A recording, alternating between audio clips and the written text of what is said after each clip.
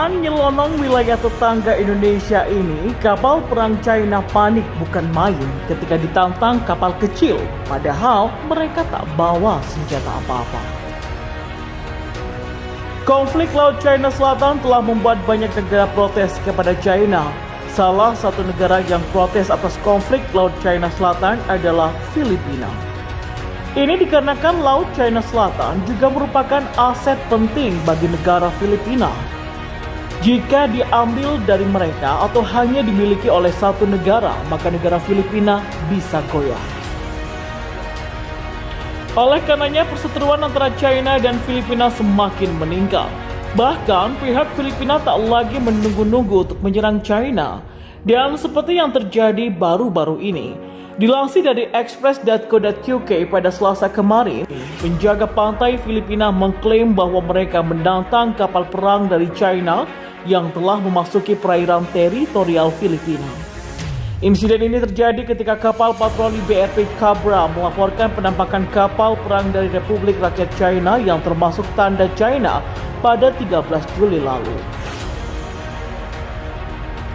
Penjaga pantai Filipina atau PCG mengatakan mereka mengeluarkan peringatan radio kepada China sebelum berlayar lebih dekat ke arah kapal untuk mengidentifikasi aktivitasnya di perairan Filipina. Awalnya kapal China tidak bergerak, namun setelah BRP Cabra mengeluarkan perangkat akustik jarak jauh untuk menegaskan kembali kekhawatiran mereka, Angkatan Laut PLA memilih untuk keluar dari Maria Louise Bank.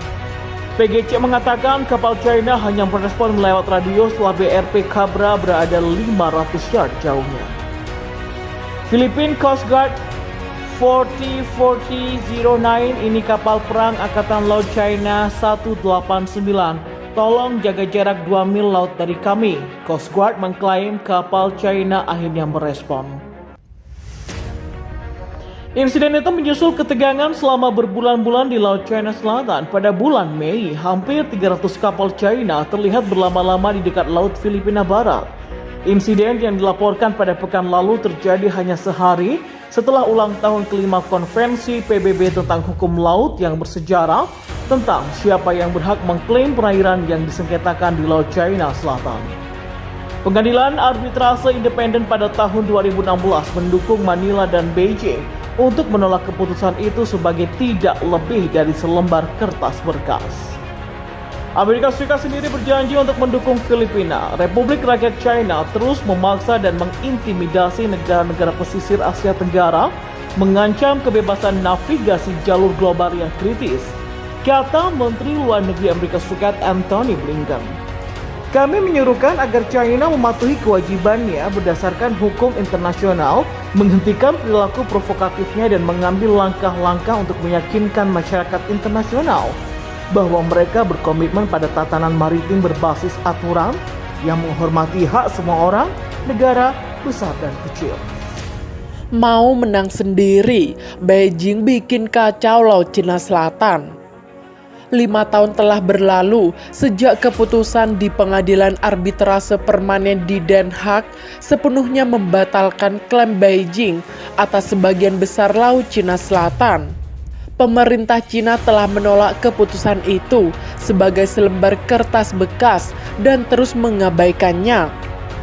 Mustahil untuk melihat Cina sebagai kekuatan besar yang bertanggung jawab ketika Cina terus merasa menang sendiri dan mengabaikan hukum internasional, tulis The Mainici. Kasus ini dibawa ke pengadilan oleh Filipina yang memperdebatkan kedaulatan Cina atas bagian-bagian laut. Pada 12 Juli 2016, pengadilan memutuskan Cina tidak memiliki dasar hukum untuk 9 garis putus yang diproklamirkan sendiri yang menarik batas-batas di laut. Komunitas internasional mendesak kedua pemerintah untuk menghormati putusan pengadilan. Namun demikian, Beijing sejak itu mengerahkan pembon dan rudal dan melanjutkan latihan militer di daerah tersebut. Bahkan, kapal umum dan kapal penangkap ikan sedang dimobilisasi untuk memperkuat kontrol dan efektif. pemerintah komunis Cina telah mengambil pendekatan, hukuman, dan penghargaan dalam upaya untuk membuat keputusan. Ini telah dilakukan tidak hanya dengan melunturkan otot-ototnya, tetapi juga dengan mengambil keuntungan dari hubungan ekonomi yang erat dengan negara-negara Asia Tenggara. Penjaga pantai Filipina mengamati beberapa kapal yang diyakini milik milisi Cina di Sabina Slot di Laut Cina Selatan pada 27 April 2021. Penjaga pantai Filipina mengamati beberapa kapal yang diyakini milik milisi Cina di Sabina Shoal di Laut Cina Selatan pada 27 April 2021.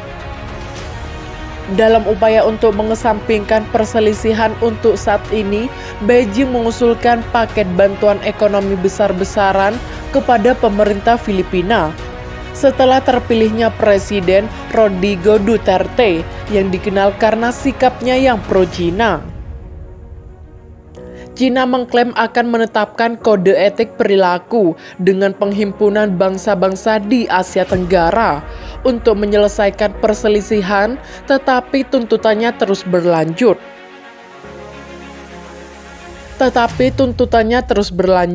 Termasuk kasus untuk membatasi keterlibatan termasuk klausul untuk membatasi keterlibatan dengan negara-negara di luar kawasan. Dikhawatirkan, metode senjata kuat Cina dapat meningkatkan ketegangan regional, catat The Mainici. Perasaan krisis yang akan datang dirasakan tidak hanya di antara negara-negara tetangga seperti Jepang, tetapi juga seluruh komunitas internasional. Angkatan Laut Amerika Serikat berulang kali melakukan operasi kebebasan navigasi di Laut Cina Selatan. Negara-negara lain seperti Inggris dan Prancis juga telah memperdalam keterlibatan mereka dengan mengirimkan kapal perang. Penegakan hukum Cina yang memperkuat otoritas penjaga pantainya juga telah menimbulkan kekhawatiran. Undang-undang tersebut mengatakan armada penegak hukum Cina sekarang dapat secara paksa mengusir kapal-kapal asing dari perairan yang luas, termasuk laut di wilayah mereka. Ini melanggar hukum internasional dan mengintensifkan risiko konfrontasi tak terduga dengan Amerika Serikat dan lainnya. Laut Cina Selatan adalah jalur air strategis yang dilalui oleh sekitar sepertiga kargo global. Berbagai negara termasuk Jepang memiliki kepentingan di dalamnya. Pemimpinan Presiden Xi Jinping harus menahan diri dari tindakan provokatif dan berusaha menstabilkan kawasan. Itulah peran yang diharapkan dari sebuah kekuatan besar, dinukil dari The Mainici.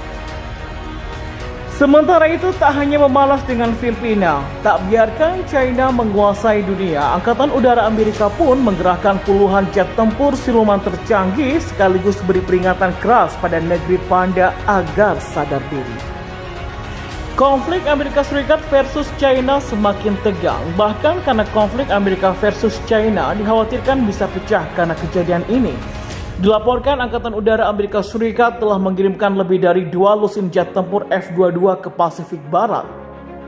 Dilansir dari express.co.uk pada Senin kemarin, pesawat tempur siluman yang tiba di Guam pada hari Minggu kemarin akan mengambil bagian dalam latihan militer di dekat Pulau Tinian untuk operasi Pacific Iron 2021.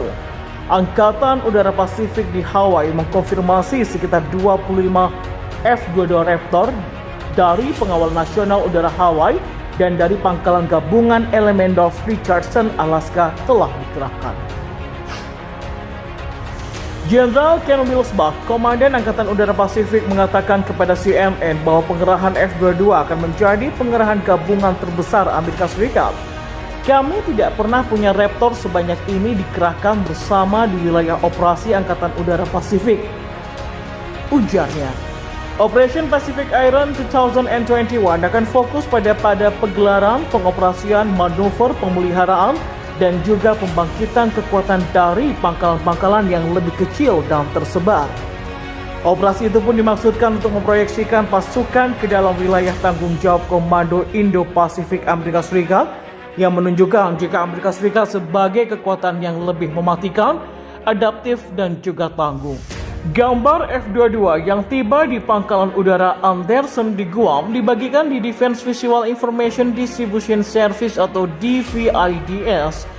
Dan menurut pernyataan dari Angkatan Udara Pasifik, pesawat lain dari Idaho dan Jepang akan bergabung dengan F-22 untuk apa yang disebut dengan Angkatan Udara sebagai Operasi Agile Combat Employment. Operasi Agile Combat Employment akan mendistribusikan pesawat tempur di lapangan udara lain di seluruh wilayah.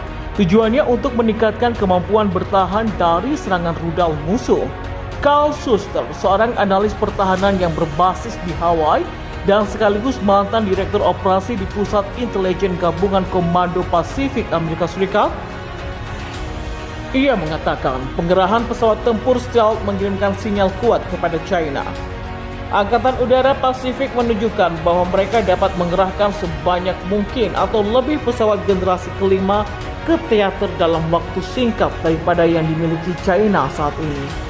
Hal itu untuk menunjukkan kemampuan Agile Combat Angkatan Udara Amerika Serikat, serta mengirimkan sinyal pencegah yang kuat ke China dan meyakinkan satu untuk sekutu dan mitra Amerika Serikat.